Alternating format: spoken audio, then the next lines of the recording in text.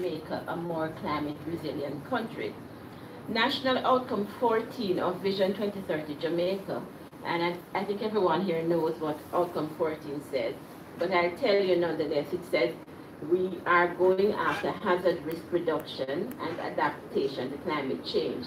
Now that national outcome strategy mandates us to, and I quote, develop measures to adapt to climate change, unquote, and secondly, quote, to contribute to the effort to reduce the global rate of climate change, unquote. The work in this regard is undergirded by partnerships. And so, while I welcome everyone today, I ask you to permit me, on behalf of the management and staff of the Planning Institute of Jamaica, which is the focal point for the pilot program for climate resilience in Jamaica, to extend a very special welcome to some of our partners. Please join me then in acknowledging the presence of Ms. Anaitée Mills, who is the program manager for the Climate Change Division here in Jamaica. Ms. Leanne Roper, Senior Technical Officer for Adaptation in the Climate Change Branch at the Ministry of Economic Growth and Job Creation. I haven't seen him yet, but a very important partner in our work is the University of the West Indies. And so we're going to acknowledge Professor Taylor in absentia. He's actually on his way, and he has some representatives here as well. So we extend the flowers to him. I also want us to extend a very special welcome to our program facilitators today. And we have Mena. I don't want to savage your last name, but you will see from your program is Mena Valkenberg. And he's ably assisted by Mr. Oral Ashley. Thank you very much. So as we welcome our partners, we also want to tender an apology on behalf of the representative of the World Bank, who is unable to be with us today. And you will learn later on in the program that the Program for Climate Resilience in Jamaica is being facilitated by two international development banks, the IDB and the World Bank. Now, colleagues, the stock-taking exercise and stakeholder consultation we consider important and consistent with the model used in the development and implementation of Jamaica's SBCR today. And there are 4 projects, national projects, investment projects, that are being implemented at a cost of roughly $35 million US. We had always planned to host a midterm review of the SBCR, particularly from the perspective of the implementation of progress.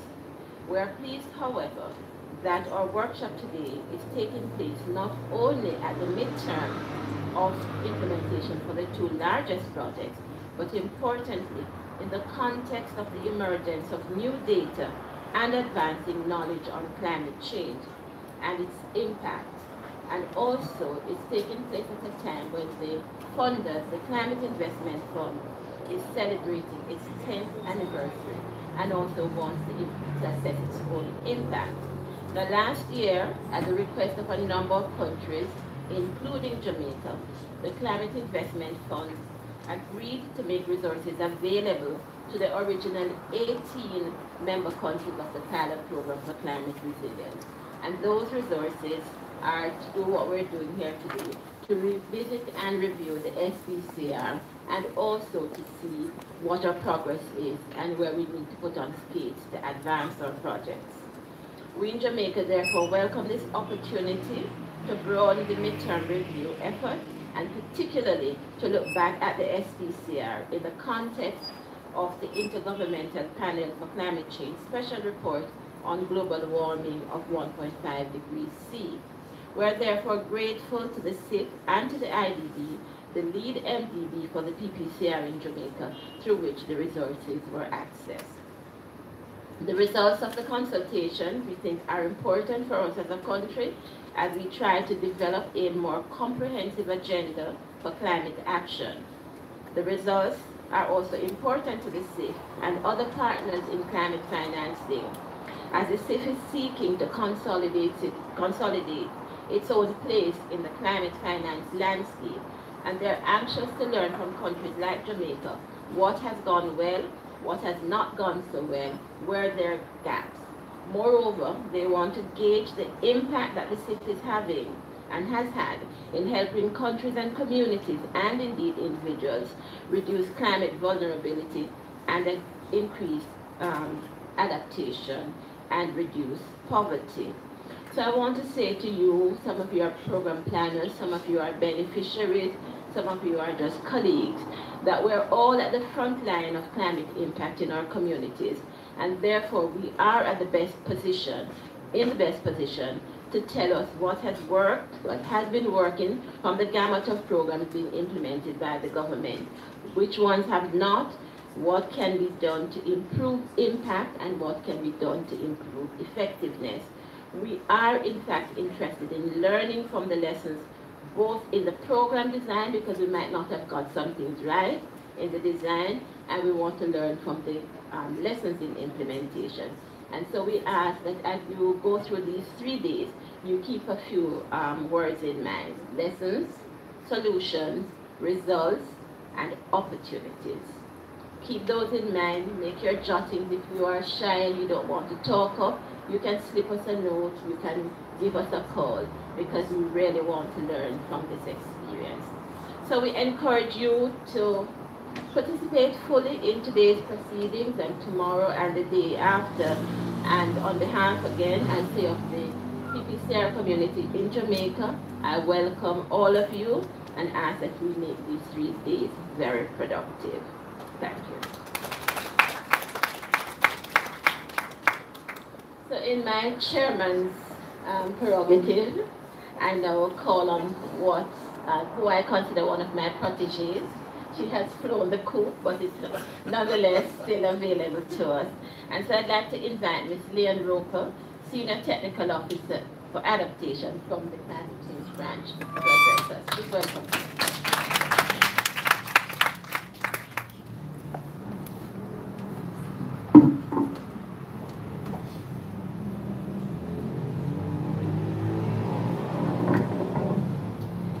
Ms. Claire Bernard, Deputy Director General, Sustainable Development and Social Planning at the Planning Institute of Jamaica.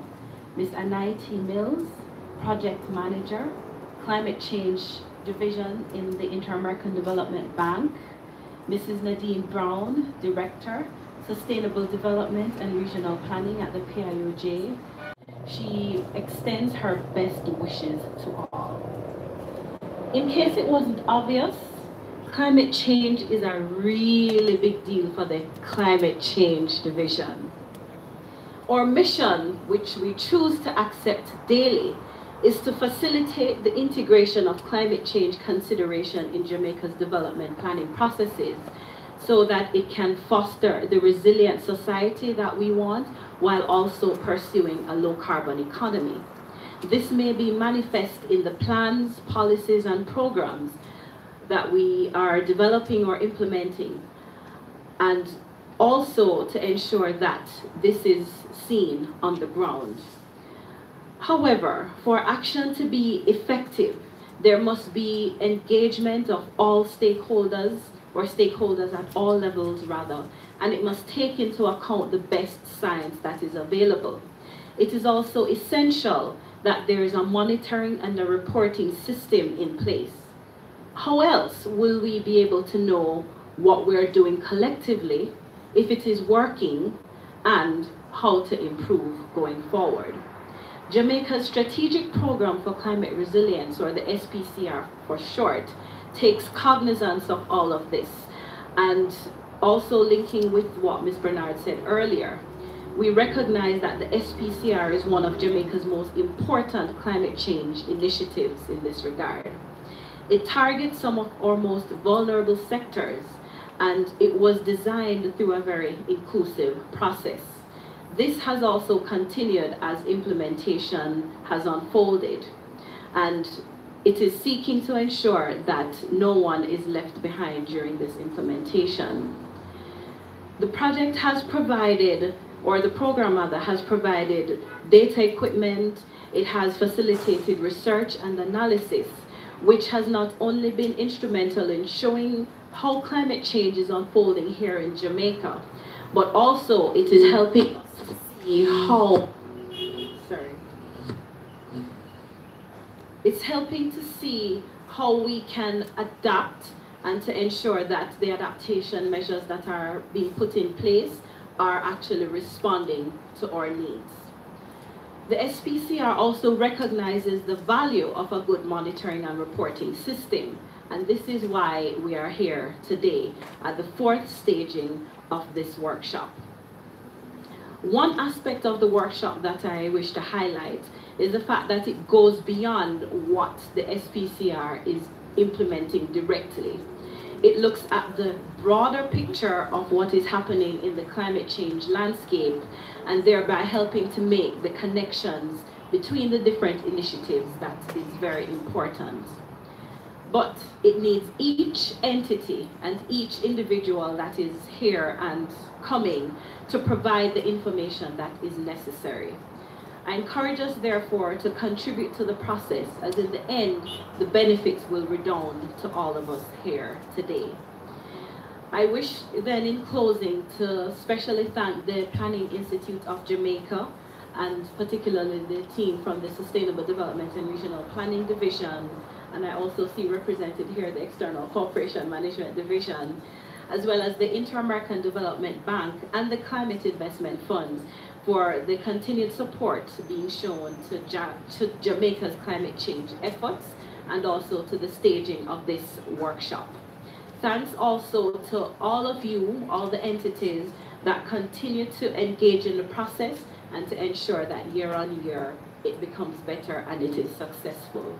The Climate Change Division looks forward to another successful workshop, and we wish everyone the very best, not just for the next 3 days, but for the year ahead.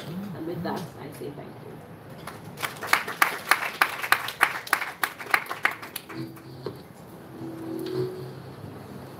Thank you very much, Ms. Roper. It is now my pleasure to invite to the podium Ms. Anaitée Mills, Project Manager from the Climate Change Division of the Inter-American Development Bank, the country office in Jamaica. Now, Ms. Mills is like a member of staff of the PIOJ, and indeed like a member of staff of the government. She's always with us, always willing to share her expertise. Please welcome her and share with us.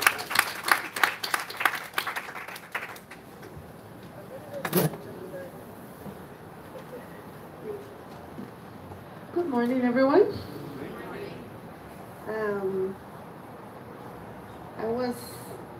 I was reviewing a little bit because the workshop today is a result of a process that, believe it or not, started about 6 months ago.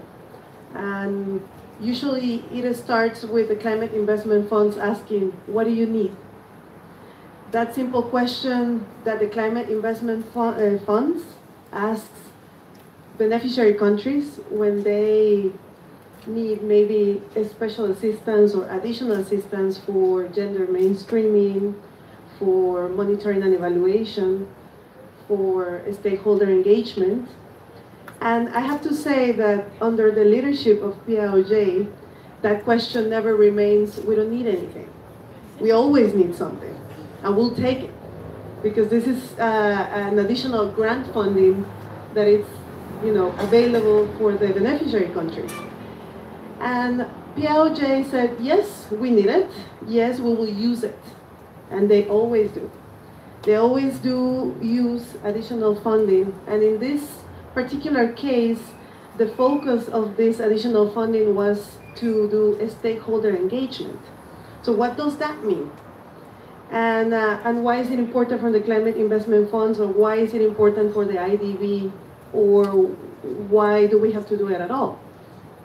And the question and the answer is simple, because if we don't check with the beneficiaries and the implementing partners and the agencies that are involved in the implementation of these projects, and check with them if we're doing things the way we're supposed to be doing them, if we're getting the results we're supposed to be getting, if we are saying what we said we were going to do for Jamaica, and if we don't have answers to those questions, then what are we doing?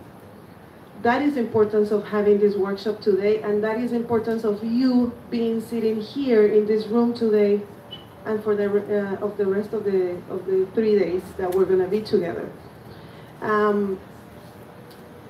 PIOJ, I mean, I like to call Ms. Bernard the godmother of the SPCR, the Strategic Climate, the Strategic Climate Resilience Program, because she's been here basically since the inception of the fund. And just to give you a little bit of background, it was in 2008 when multilateral development banks, including the IDB and the World Bank, a group of donor countries, developed the concept of the climate investment funds. That's almost 11 years ago. 10 years ago. And it was Jamaica 2 years after that jumped into the opportunity of getting the hands into those funds. It was Jamaica always leading the region, because Jamaica is the only country in the region who has access to the climate investment funds that remains today the largest adaptation climate financing window in the world. And it's Jamaica always on top of things. So it was in 2008 and then 2011 when finally the SPCR got approved and we started. We started with 4 national programs, which Menno and Oral are going to talk about, and most of you have been involved and know plenty about these projects. But I think it's important that we're all sitting together and we're going to be able to talk about all the projects at the same time, so we can find the synergies, talk about the challenges, talk about the lessons learned, the mistakes, because there's plenty, and look forward into, all right, we have 2-3 years left of implementation of some of those projects, and what do we do next? Once the projects are completed, what does Jamaica need? What do we need? How are we going to respond to the Climate Investment Fund saying, all right, we need another 50 million in grant financing? Okay, they're gonna say, you need that, why? What did you achieved? So, just to say a little bit about that, and I'm not going to get too deep into the details about the projects and the SPCR, because that's what the workshop is going to be about. But I would like to thank you again for being here, for allowing me this opportunity to present greetings from the IDB, for being willing to come and participate. I just ask you, like Leanne mentioned and Claire, to be active, to say without fear, to criticize, to point on things and gaps that you believe are still yet to be filled, that we need to take in account in moving forward with the program and in looking in the future into accessing more financing. And that's it on my side. So thank you very much and have a great workshop.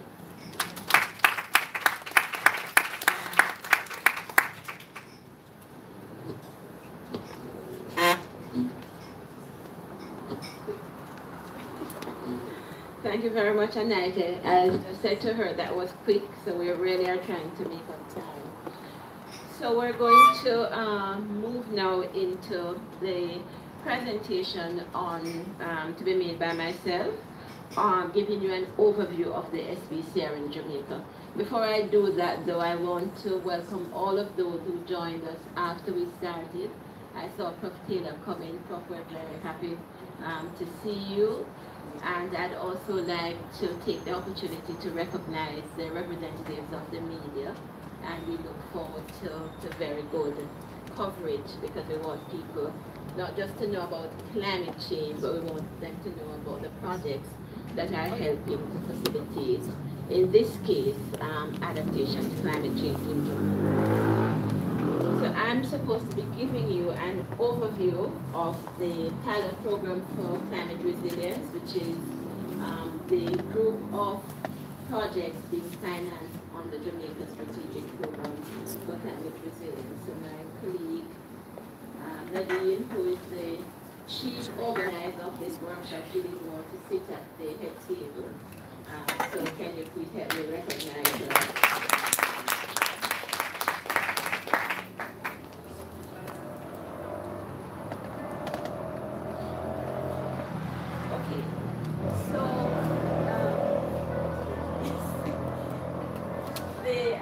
The Climate Investment Fund, my colleague Anaitée mentioned, was established in 2008 with 4 funds: the Clean Technology Fund, the Scaling Up Renewable Energy, the Forest Investment Fund program, and the pilot program for climate resilience.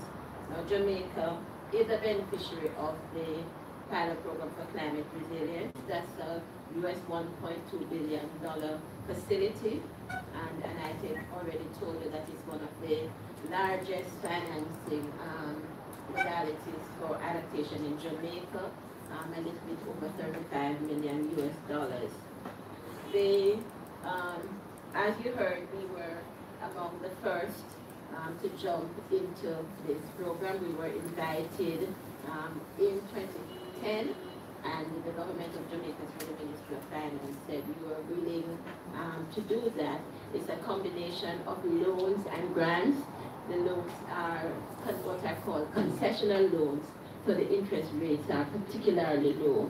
And we were really very happy to take those loans, even at a time when there were some people who were saying you cannot take loans for climate change. We realized that it was better to take a concessional loan than to let the money go by when we had so much work to be done.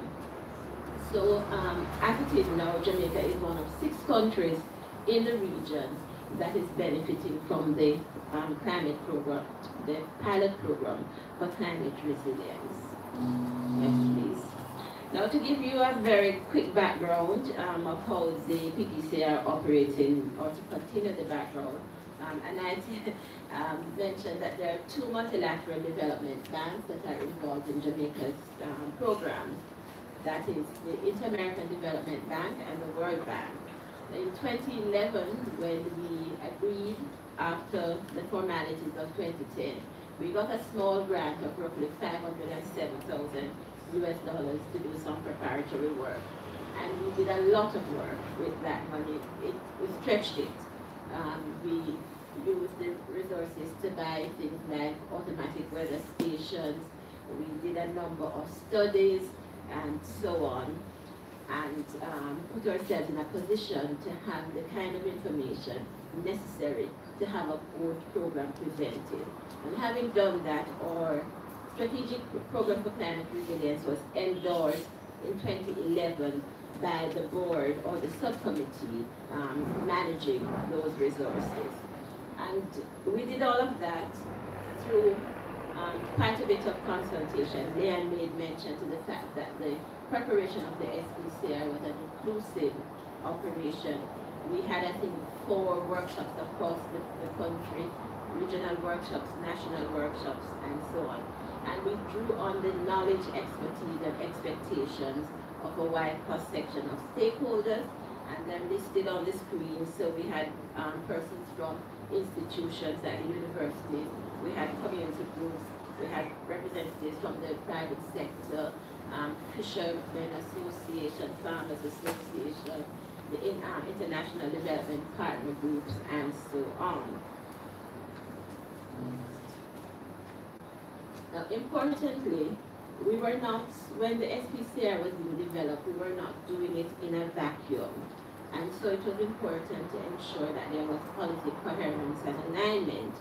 And the Strategic Program for Climate Resilience is directly aligned to Vision 2030 Jamaica. And in my opening remarks, I cited the particular national outcome that is related to. It's also aligned and was informed by Jamaica's second national communication on climate change to the United Nations Framework Convention on Climate Change, and it builds on the gaps and the challenges that were identified in that. And importantly too, we had recently completed a study with assistance from the IDB on looking at the country's capacity to deal with disasters. And we had developed a draft action plan on integrated disaster risk reduction. And again, we sought to use the SBCR to try to address some of the issues identified in that piece of work. Now, what exactly was the state of play when we were doing the SBCR?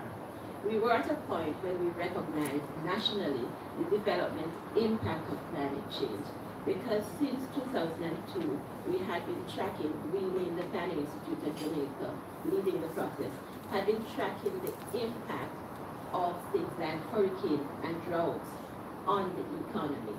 And we recognized that we were losing in the order of 1 to 2% of GDP per annum because of the impact of disaster.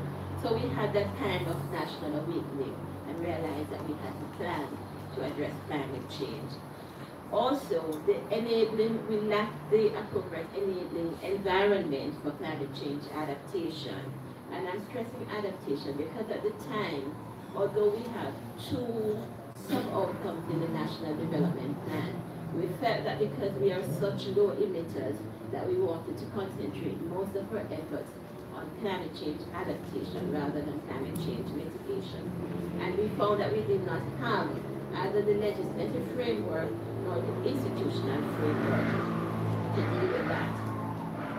We also found that what we call low adaptive capacity existed in key sectors to implement priority strategies for climate change. And so we felt that we had to be doing something to address that. Also, there was a significant data and information deficiency. And one of the reasons for that was that we didn't have in the critical agencies like Met and Water Resources, we didn't have adequate coverage of the instruments that we needed to be able to be collecting the quality and type of data to be able to help the modeling that the climate change, the unit at Mona was doing. And so they had to be using downscale models from the region to inform what we were doing. We also found the recurrence of damage and losses from hydromet events were not only significant at the time, but that they were threatening to derail our long-term plans for what we call sustainable prosperity. And that the country really lacked the economic resilience and the financial capacity to recover from major disasters when they occurred. So we had to do something about that. And so the focus of the SBCR is that we want, in the broadest sense of the word, we wanted to enhance the resilience of the country to the impacts of climate change at all levels. And so we wanted to do that from policy, national policy, local level policy, and also from a sectoral perspective. And on the board, I'm showing you the broad objectives of the SBCR, which we wanted to address the data issue and information issue. We want to address the financing issue to the extent that one project could do that. We wanted to facilitate some sectoral adaptation to demonstrate what could be done when you focus on the sector. We wanted to mainstream climate change, and you'll be hearing a lot of that, but this is where it started. And also, most critically, we wanted to improve climate change awareness and behavior and facilitate behavior change. Now, those are from the consultation, those were the sectors or the broad areas that were identified: water resources, human health, agriculture and food security, tourism, terrestrial resources and biodiversity, coastal resources and human settlement, and financial resources. Now, we couldn't concentrate on everything in the SBCR, so we chose 5 priority sectors, and those are water resources, agriculture and food security, tourism, human health, human settlement, and coastal resources. And the others were treated as what we're calling complementary areas. And I won't repeat them because I mentioned them before. The approach taken with the development of the SPCR and in the design of the project was that we would focus on mainstreaming climate change in government planning and policy. We would seek to strengthen institutional arrangements to facilitate mainstreaming.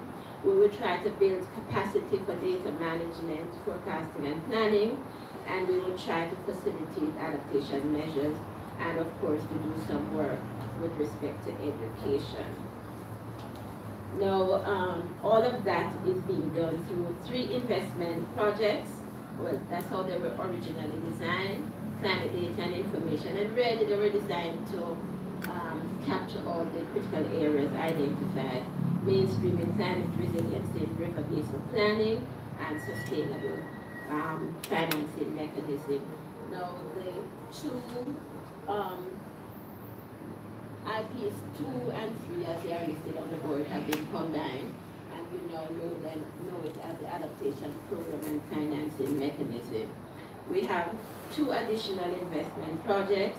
One is includes the private sector, and that is the financing water adaptation in Jamaica's new urban housing sector. I think Jamaica National, I think I've seen representatives here. And the other one is promoting resilience in community-based fisheries. And those 2 came on later. I won't buzz take you through the development objectives, but I had listed, and we can share the information with you so you get a greater sense of what the development objective of each project is. Now, critically, since the development of the SPCR, Jamaica's climate change portfolio has expanded substantially. And over the last 5 years, the portfolio of climate change, disaster management, and environment-related projects has grown to over 40, and we have under management now over $150 million US. But critically, the PPCR at 35+ million remains the largest portion, the largest envelope for adaptation. And again, we register our gratitude to the funders of this program.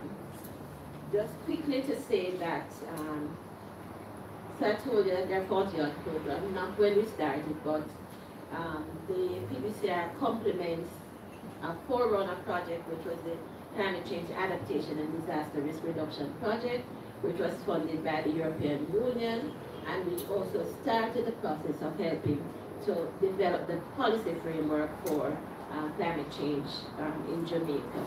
And there too was the Adaptation Fund Program, but that was a $10 million US program. And again, we were one of the first countries in the world to try to access those resources. I think that part of it would be remiss of me if I didn't recognize some of the transformative impacts of the PPCR. And I think perhaps in the area of data is where the project has had one of its greatest impact. We've improved data availability for planning. With the University of the West Indies, we have done, the PPCR has facilitated more detailed modeling or modeling for low scale or higher level resolution. The university has trained staff across the public sector, the NGO and the private sector in interpreting climate data. Critically, we have real-time weather-related data so that we're able to influence early warning systems. We were able to do a knowledge, attitude, and practice survey to help the government recognize exactly how people felt about their responsibilities with respect to climate change and therefore where to address resources. And of course, another important area is in financing, and we talk about the climate change adaptation line of credit, which is available to small and micro enterprises, and the Special Climate Change Adaptation Fund, which provides grants and so on for adaptation at the community level. The program has facilitated the review of policies and legislation and therefore identify gaps to be fixed. The program is supposed to be setting up sector strategies for 5 critical sectors, and again to give us the launch pad for impactful work. Nonetheless, there remains, from our perspective, some outstanding areas and gaps. In terms of the implementation of the program, we only tackled the priority sectors. We have not done any work directly in the area that I identified as complementary. So we haven't done things like, if you look in the SDCR document, you see that we should be focusing on things like coastal afforestation, wetland ecosystems management, and so on. And also, in a country like this, where it is badly needed, we have not done any work yet on market instruments and risk transfer mechanisms. So those remain areas that we need to pay attention to. We feel that there are some emerging issues that the SDCR in 2.0 or any related policy instrument need to look at. The adaptation contribution to the national determined contribution, the Paris Agreement, I expect that Leah will speak about that. We need to talk about how a program like this can facilitate expanding use of digital technology for messaging at the community level, early warning systems, and so on, and also to facilitate monitoring. We need to look at improving human health, and we're all over the region, and in Jamaica as well, we're talking about expansion in the outbreak of dengue. We need to look at how we can do things like heat management, reduce the number of persons exposed to respiratory illnesses, to build the country's emergency response capabilities. We're really saddled with flooding and so on, so we need to be looking at stormwater management, upgrading and hardening of the transport infrastructure, and that's the roads and the drains and so on, and other infrastructure, social and economic, green infrastructure and so on. We need to look at how programs like these can look at energy to support adaptation. And for us in the PIOJ, data is our lifeblood, so we need to look at expanding our capacity for increased analytical capabilities. And now we need to talk about climate services, critically the reduction for the people as a whole of reversing the reduction of cultural ecosystem services that have been impacted by climate change.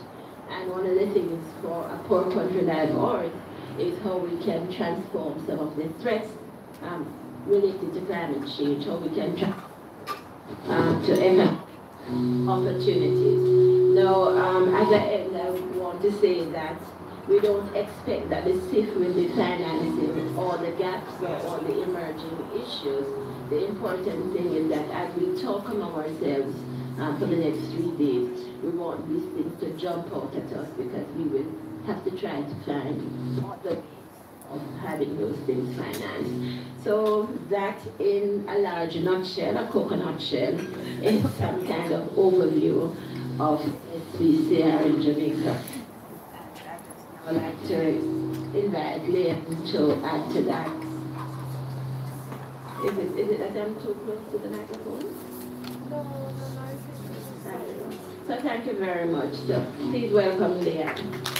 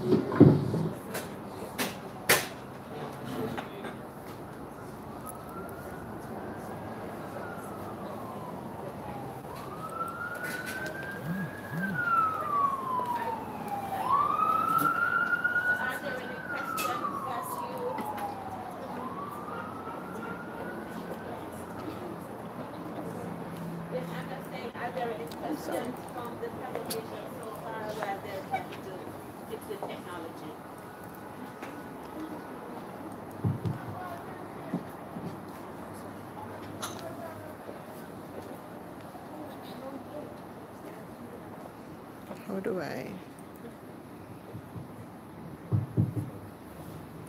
Ready?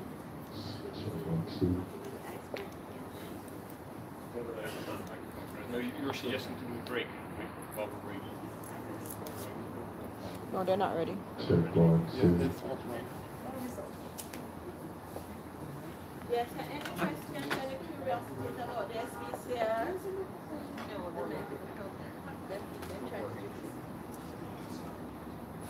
no?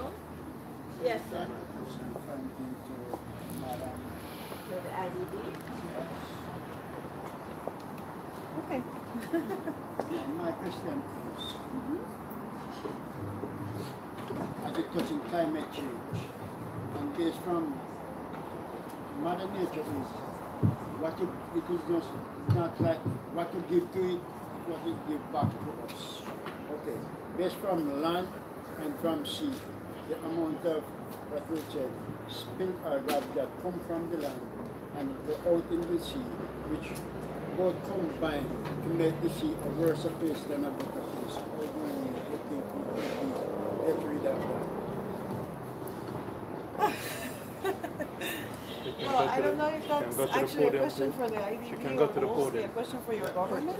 Can you go to the Because, next? you know, if you want to change a behavior, because a lot of things that you will say it, a lot of things you give to the land and the land gives you back, right?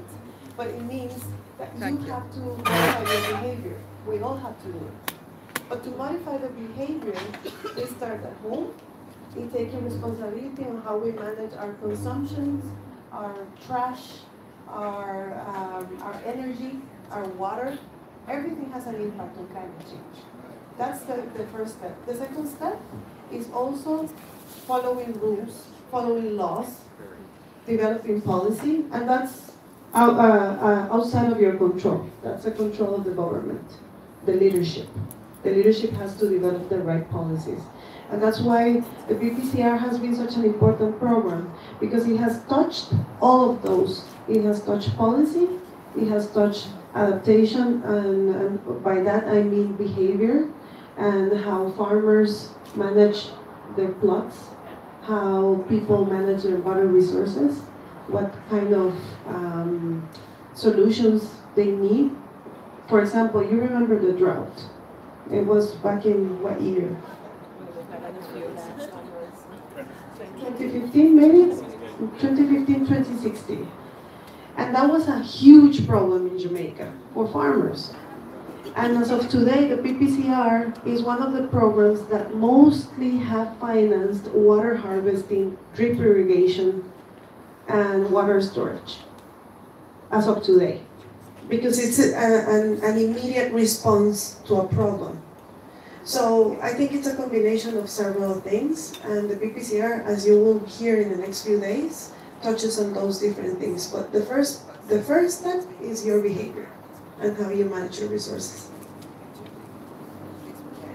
So we're asking you, as a conscious Jamaican man, we're asking you, as a conscious person, when you talk with the people in your community, to help them to realize that the way they treat their garbage becomes a problem for the wider community. They're just using the garbage because that's the one you asked her about. Actually, every local Jamaican. Thank you. Actually, every local Jamaican is aware about garbage and try to put their garbage at a location. But then, it is the downfall from the government which does not bring around what to collect the garbage. And that's a big problem.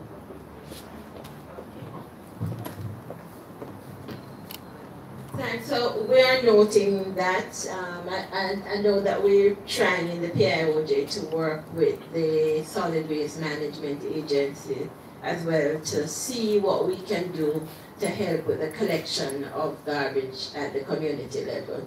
So perhaps we're going to come back to you, but I think the mic is working now, so we want to move on and then we talk a little bit more. Thanks.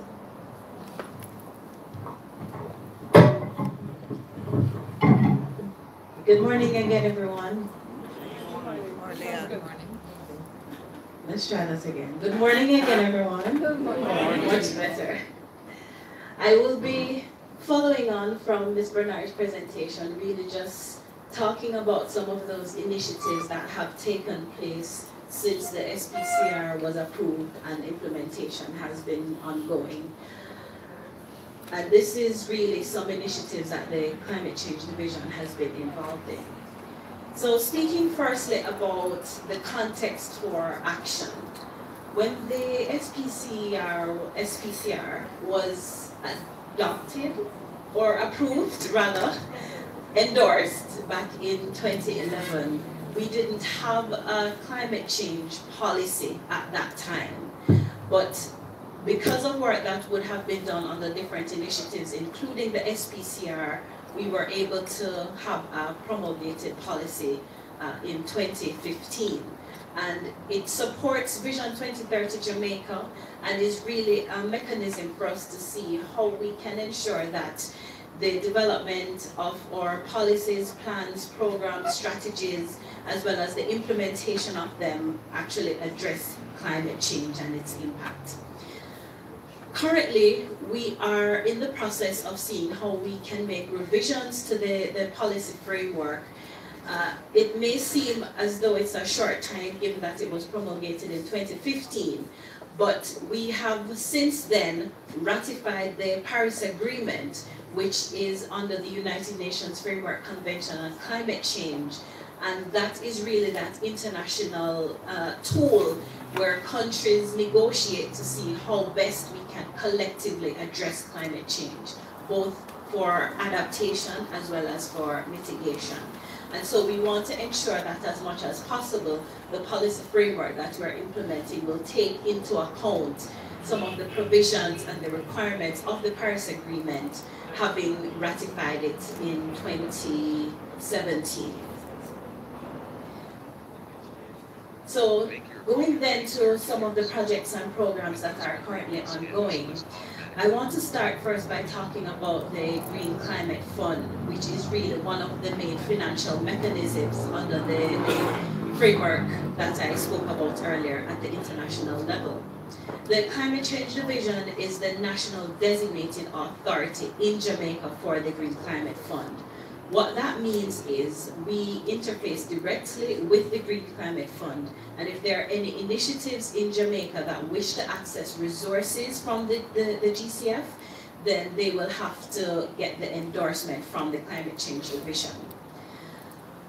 As the NDA, the Climate Change Division can also access grants to build the capacity of the country and also to support the region in being able to access these other resources of the Green Climate Fund. And so we have been then accessing some of these readiness resources to see how we can actually move forward with supporting climate action at the national and also the regional level. So I start by speaking about the project to strengthen the NDA, the National Designated Authority. And the grant that has been received under this particular initiative is currently ongoing to develop a country program, which is really a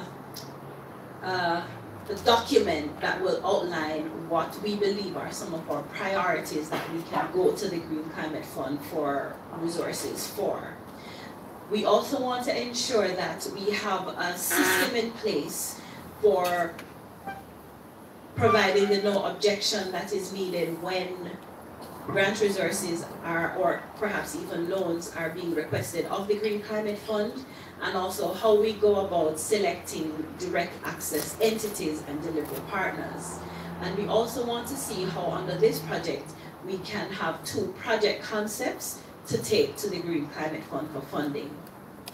This particular initiative is $300,000, and as I mentioned, it is ongoing.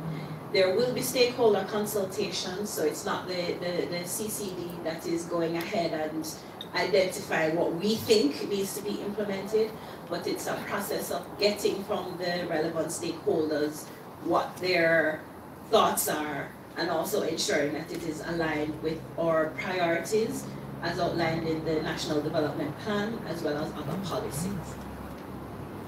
Another project is targeting specifically the private sector.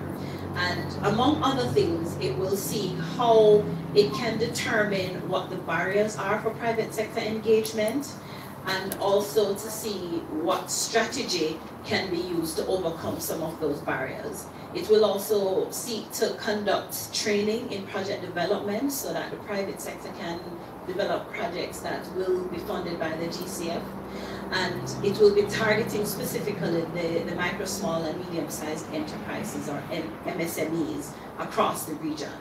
Jamaica is the main country of focus, but we also are having a regional scope, and so there will be consultations not just nationally, but also with selected country partners within the Caribbean.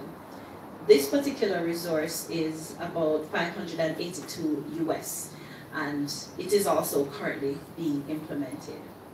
There's also another project which is looking at what we call Red Plus Readiness, which is really targeting the forestry sector. We're looking to see how we can have greater stakeholder engagement, as well as to develop a Red Plus communication strategy, and also a national Red Plus strategy, and to also develop the implementation framework for this strategy. We also want to see how we can have a draft project concept developed, which will also be put forward to the GCF for funding. The Forestry Department is really the executing entity for this project, and the Climate Change Division continues to lend its support. And that is in the amount of $613,000 US. To come, we are looking at developing projects that are going to enable the civil society organizations to be able to engage with the GCF. This will not just be a Jamaica project, but it will be one that will be beneficial throughout the region, and will have other countries coming on board as well. We also want to see how we can integrate gender in how we go about implementing climate change action, and also looking at adaptation planning. So these are in the pipeline, and as the process unfolds, you will be hearing more about that. Some of the other initiatives that are currently ongoing, one is relating to building resilience within the urban systems, and this is through ecosystems-based adaptation. Jamaica is one of 3 countries that is benefiting from this particular initiative, and the target area is really in Western Kingston. Some of the communities, therefore, that will benefit include Tivoli Gardens, Denham Town, Raytown, Kingston Gardens, and the list is projected here for your benefit. The project is looking at how these natural ecosystems can help to mitigate flood and drought, but also to build the livelihood of persons within the community. So it's targeting communities as well as schools within these communities, and will implement activities such as constructing drains, detention ponds from natural material, also using trees and mangroves, whether through replanting or ensuring that they are resistant to drought, looking at how you can also construct permeable pavements and walkways, and also with respect to the livelihood activities, constructing greenhouses, planting trees that can provide an income, and also establishing apiaries. The project management unit is within the Climate Change Division, and this is currently an initiative that is ongoing.